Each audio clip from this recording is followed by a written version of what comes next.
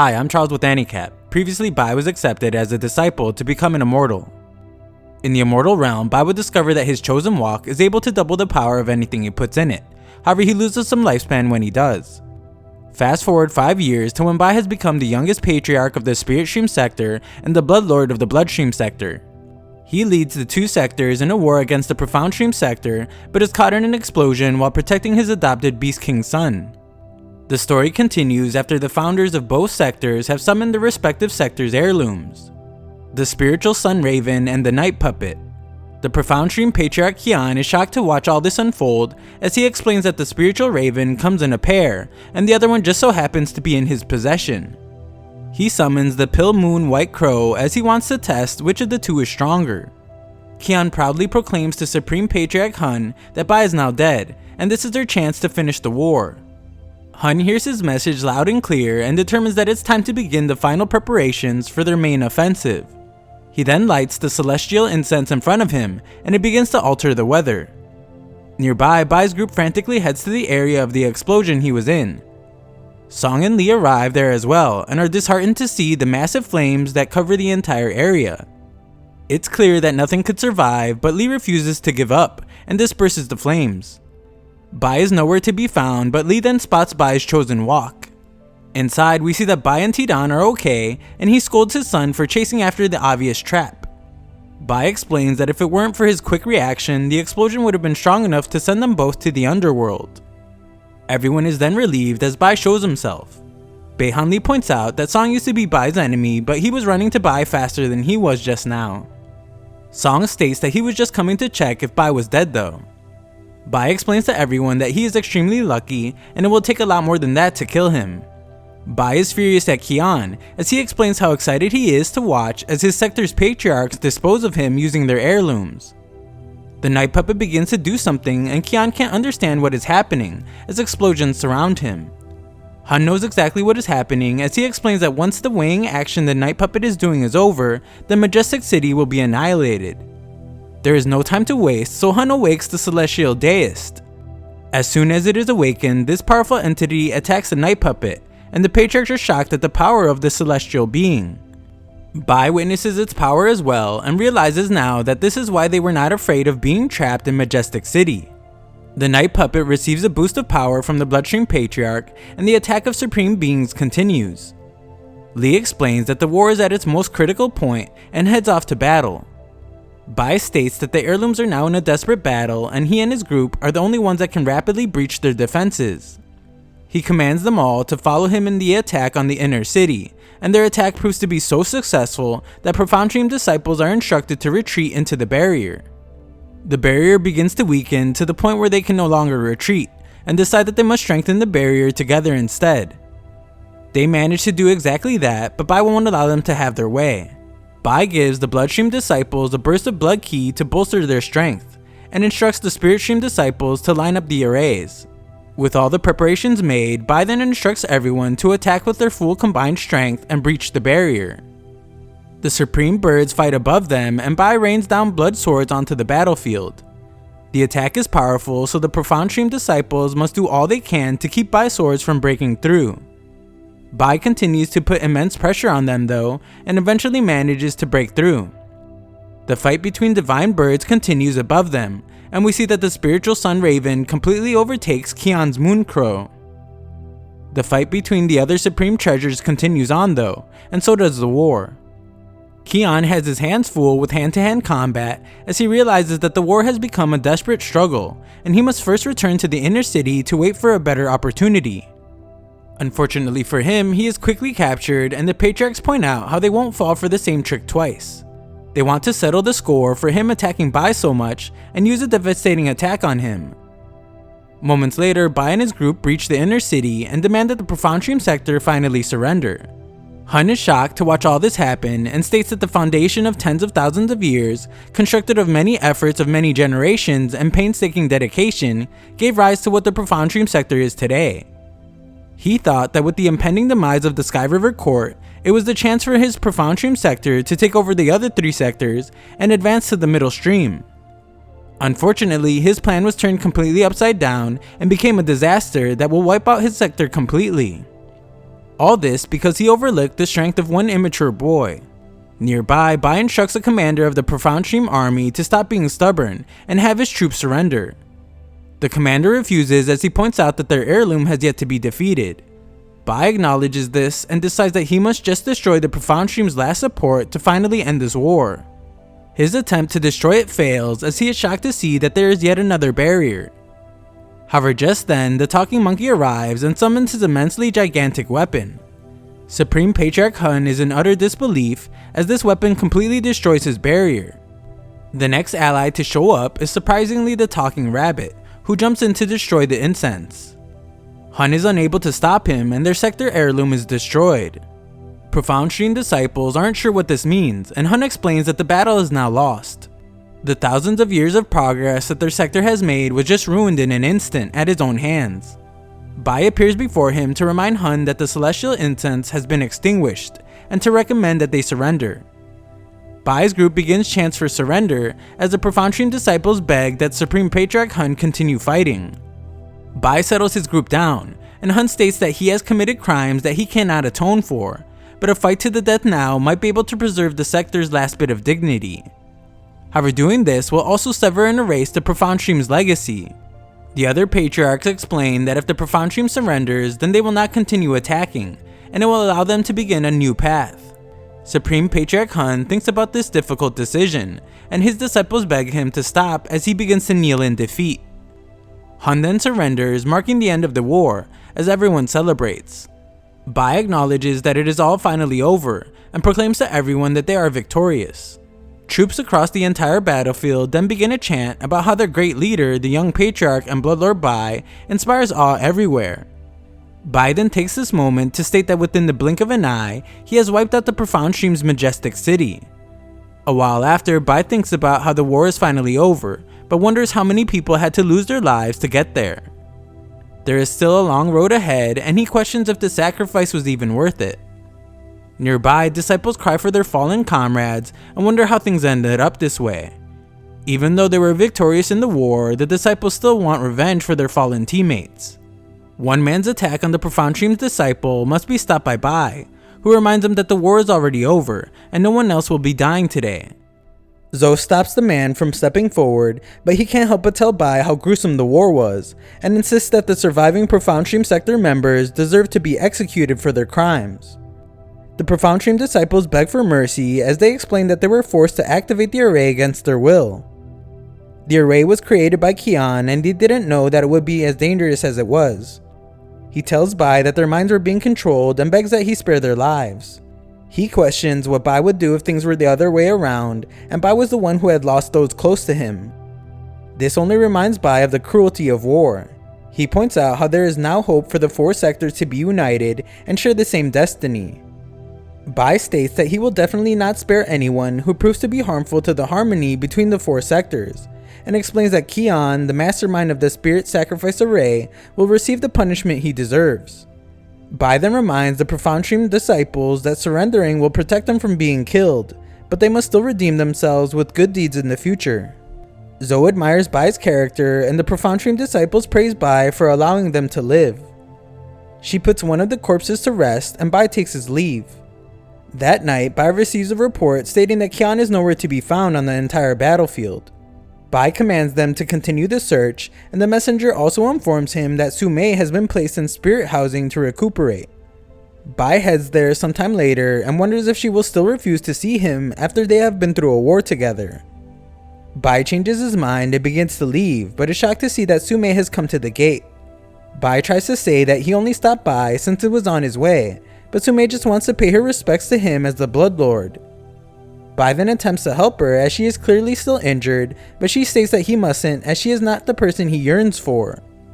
He explains that her identity doesn't matter, and all he knows is that she is the same person that he went through a life and death situation with during the Lucian incident. She is also the same person he swore to protect in Donglan City, and their affection is definitely real. Unfortunately, she explains that this affection he speaks of is not hers. She states that her name is Su Mei and she is known as something else that we don't get to hear. This secret statement shocks Bai, and she states that they should not see each other again from now on. Bai isn't ready to give up as he explains that he doesn't believe anything she is saying, but Sumei tells him to look very closely as she reveals her face. Bai is shocked to see that it isn't actually his long-lost friend Fei, and he begins to wonder if he had been mistaken all along. Patriarch Wuji appears to break the two up, but Bai insists that they look into what happened to Sumei. He wants to get to the bottom of it, but Wuji explains that Bai already has the answer inside his heart. Wuji reveals that he was the one who failed Sumei, since it was only after the trial had ended when he found out that she was being manipulated by a mysterious power since Donglin City. The mention of Donglin City makes Bai remember his encounter with Fei, as Wuji wants to know more about her. Bai disheartedly explains that he isn't sure if he knows who she is, or even if her name is real or fake. Wuji acknowledges that this girl must come from a high status as she was able to hide from him for so long, but believes that she does not intend to stir up chaos in the sectors. There does seem to be several secrets still hidden though, and Wuji determines that Bai might be the only person that can uncover them. Wuji explains that uncovering these secrets would not just be for his sake, but for the sake of the entire sector. Bai states that he will try to put his emotions to the side so he can focus on this responsibility. He will need some time to do so, but as he leaves, Wuji points out that they don't have much time left. Elsewhere, Blood and Spirit Stream Sector Patriarchs discuss how Patriarch Nian has gone missing, and how they must quickly unite all the downstream sectors.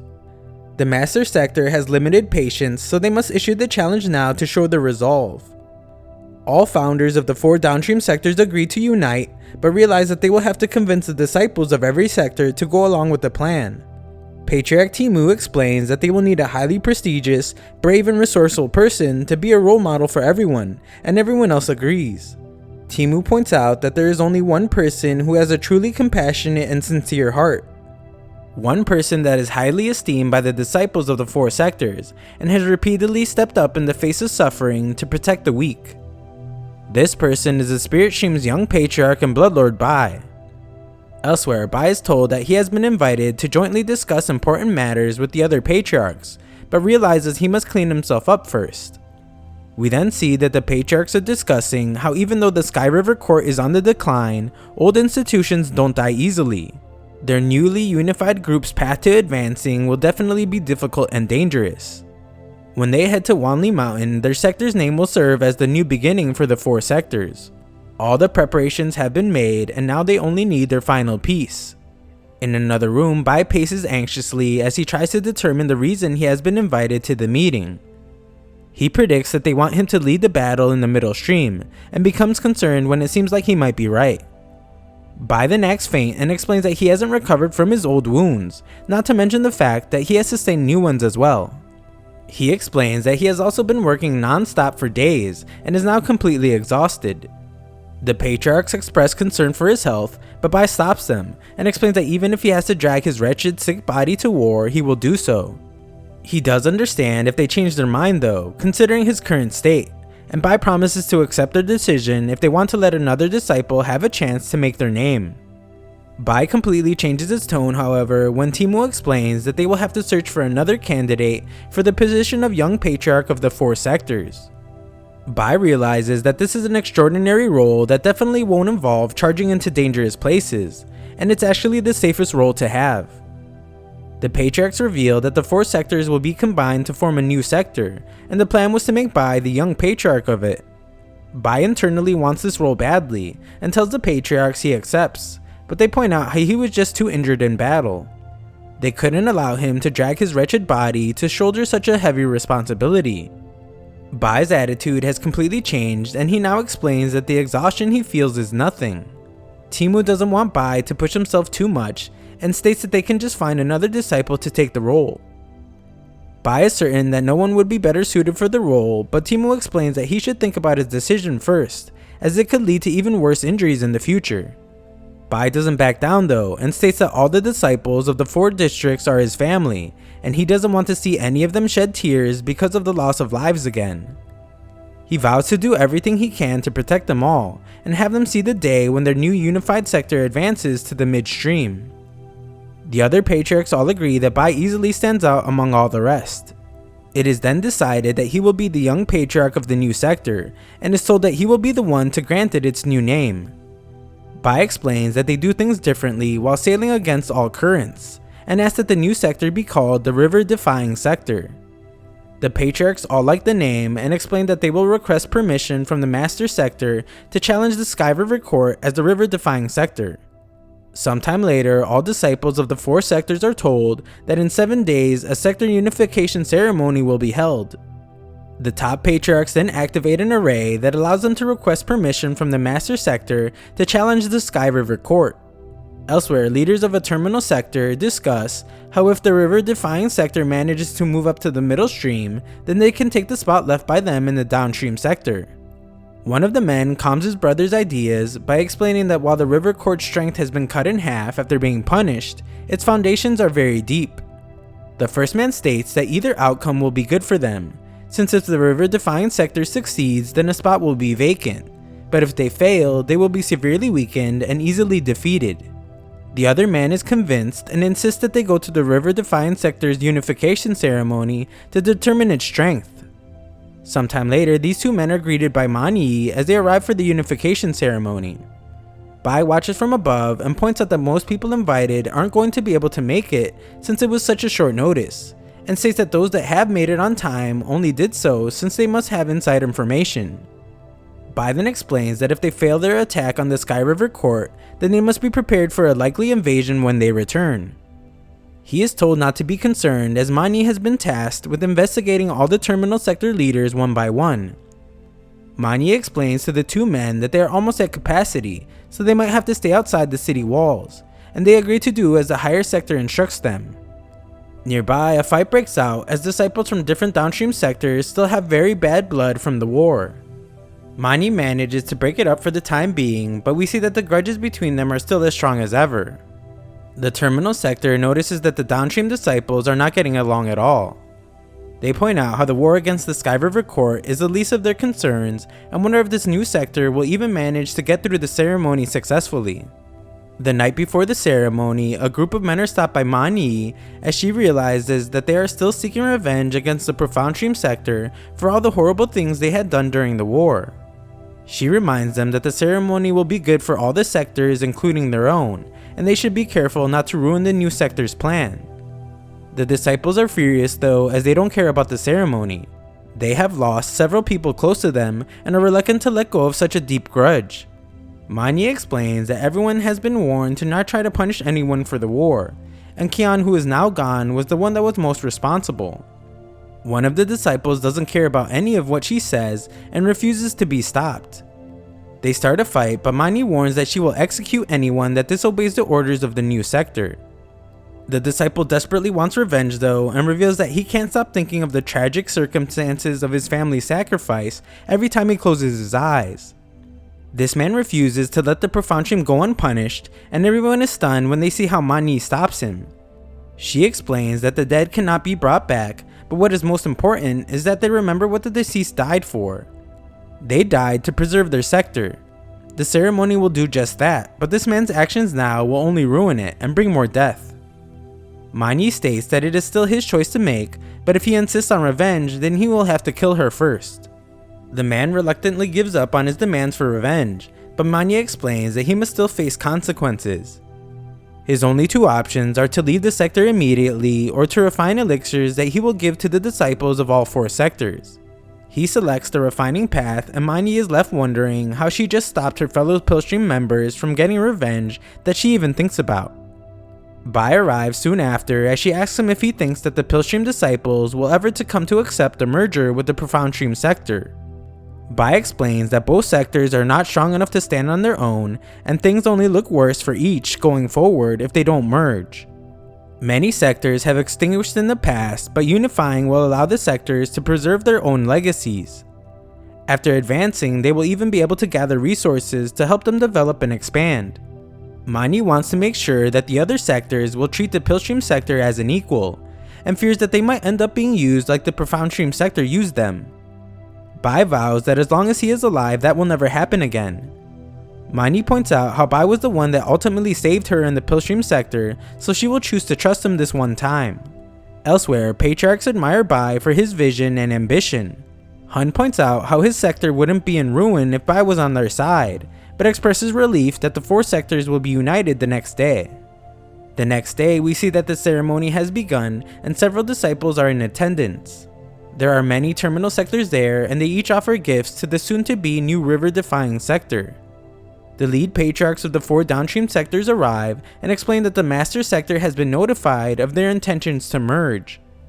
The ceremony officially begins soon after, and the patriarchs all voluntarily renounce their sector's original names to join the river-defying sector. They explain that with the newly established sector, they will need an astounding disciple with formidable strength and high moral character to be the young patriarch of this new sector.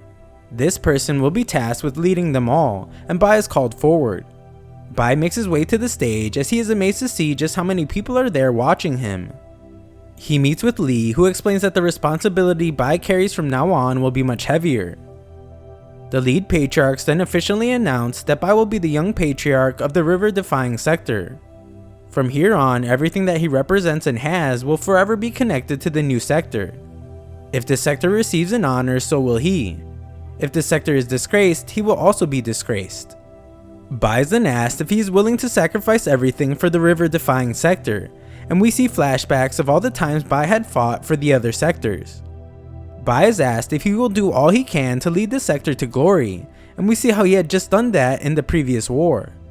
Finally, Bai is asked if he is ready to shoulder this immense responsibility, and he states that he is. He is accepted as the patriarch of the new sector, and he announces to everyone that he will always protect them. He will also lead them in victory over the Sky River Court to bring glory and peace to their new sector. Bai then vows that as long as he is alive, the new sector will live on, and everyone celebrates him as the official young patriarch of the river-defying sector. The talking bunny and talking monkey discuss from afar that this must be fate. If Bai is the one to lead the new sector, then perhaps they can really evolve into a new glorious sector. Just then, everyone is shocked when the moon eclipses the sun and lightning begins to strike. A voice states loudly from above that the river-defying sector's application for war has been accepted. They will have to set out for the middle stream within a month to destroy the Sky River Court and take its place. As the sun begins to re-emerge, Bai confidently thinks about how that is exactly what they are planning to do. Thanks for watching part 29, 6,000 likes and I'll know you want a part 30. Also, all other parts are in a pinned comment below.